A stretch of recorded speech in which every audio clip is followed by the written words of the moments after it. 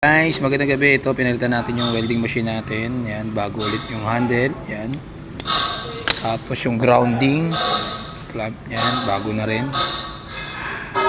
Yan. Tapos yung pinaka clamp nya 300 amperes. Naka-noted yan dito sa ano nya, 300 amperes din, guys. Alright. Tapos yung plug, importante sa welding machine. Palitin din yung plug. Yan, palitan na rin natin ng plug para bago lahat. Yan, palit din yung plug. Alright, tapos ito na yung pinagpalitan natin.